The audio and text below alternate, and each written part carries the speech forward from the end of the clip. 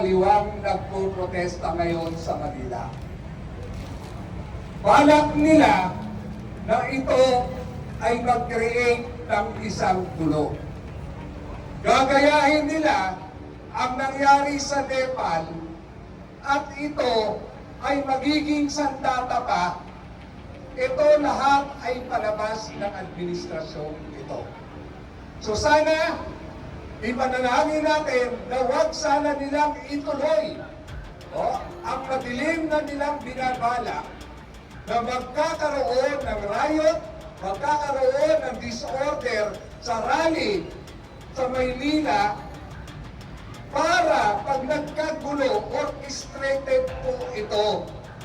Para pag nagkagulo, magkakaroon ng dahilan ang ating adik na presidente na magdeklara ng state of emergency. Sana po, yung mga nakikinig po dyan sa inyong mga tahanan, samahan niyo po kami sa mga panalangin na hipuin po sana sila ng ating Panginoon dahil mas nakakatakot po pag nangyari ang gusto nila. Yan po ang planado at yan ang panglalaban nila sa matinding pananawagan pagtakip ng kasalanan ng ating presidente. Kayo po nasa tahanan po ninyo, tulungan niyo po kami na manalangin na maglinaw sana ang mga bayarang party list na ito, mga komunistang party list na ito, alam-alam man lang sa bayang ito, wag sana ma-execute ang plano po nila. Thank you, Eric. Magandang hapon sa ating lahat. Magandang hapon sa ating lahat. Thank you very much. Ako'y nagpapasalamat sa inyo at nandito tayo makikibaka para sa korupsyon, para sa mga sindikato sa gobyerno. Ako po si Dr. Ronald Gadamat, Kanil na Eric, dating Commissioner on Higher Education at naging kongresista rin ako ng 10th Congress. Gusto ko pong sabihin sa inyo, noong panahon namin sa Kongreso, 10th Congress, wala pong nakawan na katulad ng nangyayari ngayon. Yan po ang katotohanan. Noong ako'y nasa CHED, mayroon po akong revelation sa inyo. Alam po ninyo, 2023, ang budget ng CHED for infrastructure, inilipat nila ang implementation sa DPWH. 2023-2024. Ano ibig sabihin nun? Para makontrol nila yung DPWH at kukunin yung pera. Yung mga tinatawag na ghost project at kickbacks. So, kinokontrol nila lahat. Isipin ninyo, ang higher education, ang mga higher education institution na tinuturo nila ang kabutihan, ang values sa mga kabataan. Pero yun yung modelo na pinakikita nila sa mga kabataan. Kunin nila yung pagpapatayo ng mga classroom para sa mga kolehiyo upang ilipat sa DPWH at DPWH sa pag-implement. Para hindi ma-implement yung mga projects at kurakotin nila yung mga projects na yan. Yun po yung katotohanan.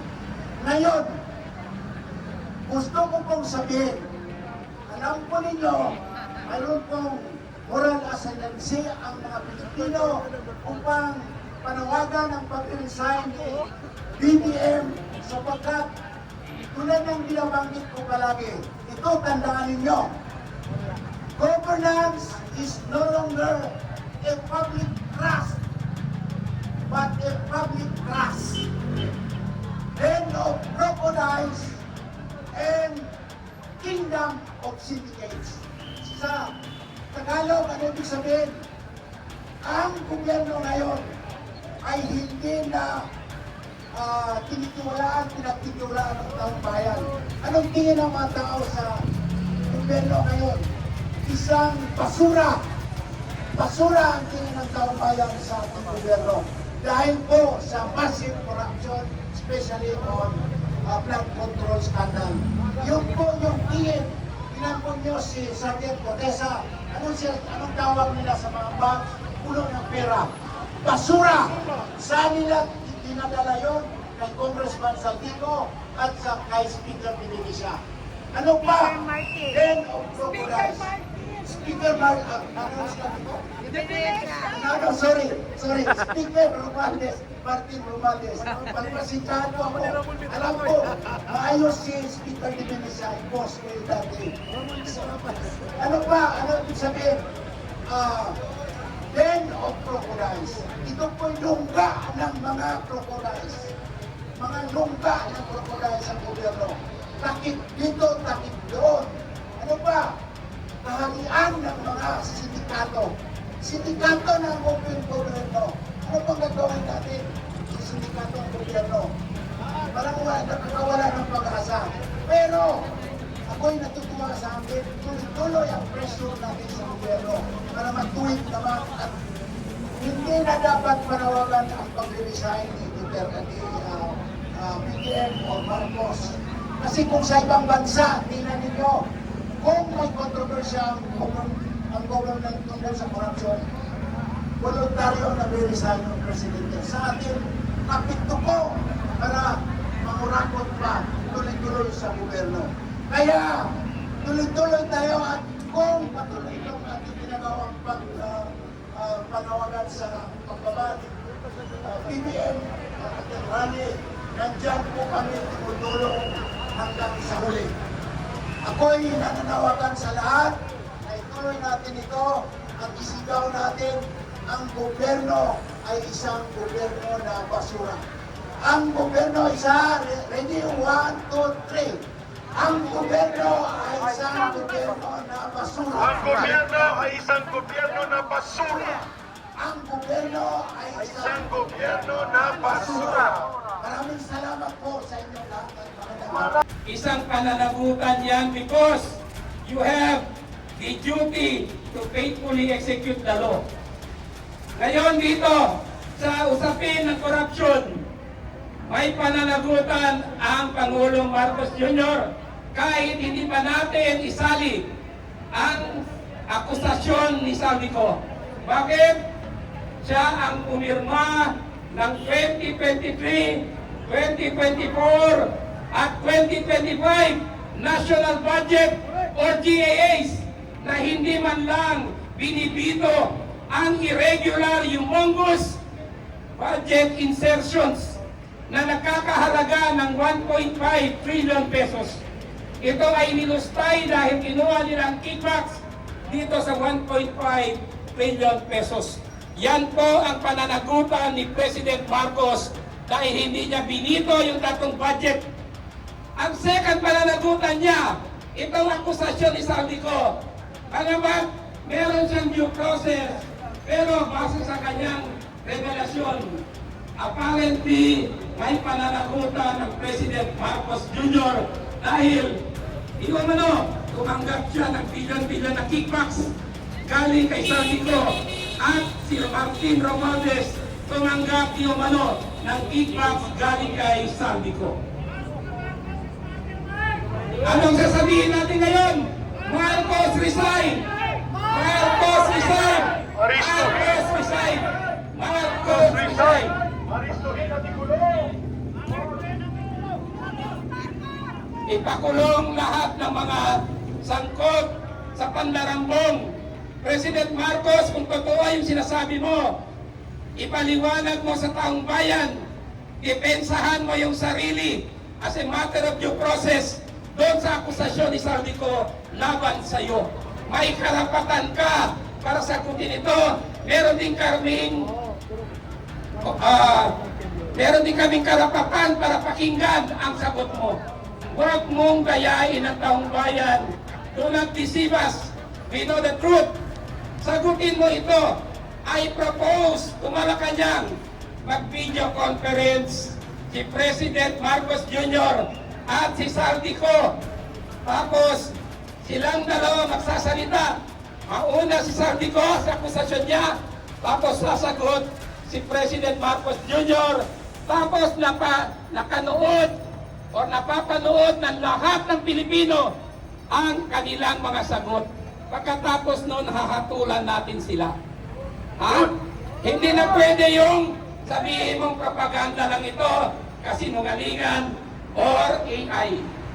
Sagutin mo ng diretso kung totoo ang sinasabi ni Saldico kasi may detalye siya, may resibo siya, may ebidensya siya, at meron siyang mga sinasabing mga mali-malitang pera at video ng mali-malitang pera. Hindi mo pwede sabihin yan na kasinungalingan yan. Sagutin mo diretso yan, President Marcos, because the whole nation watches. Kailangan mayroong video conferencing kayong dalawa para mapanagot ang dapat managot. Kung mananalo ka kay Saldico sa video conference at sasabihin ng 115 million Filipinos na acquitted ka, so be it, that's justice. Pero pag lumabas na guilty ka, magpakulong ka sa sarili mo. Ipakulong mo yung sarili mo. Ipakulong! At Ano ka na? Na! Marcos resign! Marcos resign! Marcos resign! Ayos! Marcos resign! Tony Manny, may panawagan pa daw para mas marinig ni Marcos. Ito ang panawagan ngayon sa kanya. Marcos, sumoko ka na! Na! Na! Na! Pilipino. Marcos, sumoko ka na! Na! Na! Na! Kasama natin dito sa rally sa ETA Shrine ang Sara Roby Colandia na sumusuporta sa Marcos resign call natin, mga kababayan. Kasama ko si Tommy Lee at ang kanyang mga delegasyon. Mabuhay ang Bicolandia! Mabuhay ang sambayan ng Pilipino! Marcos alis dyan! Marcos resign! Ibo, parehas tayong kumpanyero, parehas tayong abogado ni Bali, si Secretary Remulla, hindi siya abogado. Parehas tayong brothers-in-law. Huwag mo naman takutin ng taong bayan that just because they are calling for withdrawal of support or resignation, kayang-kaya mong kasuhan ng inciting to sedition. Subukan mo, hindi yan inciting to sedition. I've been in practice for 30 years. Walang ganong krimen. So I challenge Secretary Gibo, mag-resign ka. Kung hindi mo kaya ang gampanan ng inyong tungkulin at protektahan ang sambayan ng Pilipino. Huwag mo kaming takutin sa batas. Alam namin ang batas, hindi kami tanga. Secretary Gibo, tumigil ka kung hindi mo alam ang batas. I know that you are acting to protect your president. Pero hindi yan tama because as a lawyer, you know the law. You should stand by the rule of law. Kampihan mo ang kaotang bayan, hindi ang mga buhaya at magnanakaw ng gobyerno.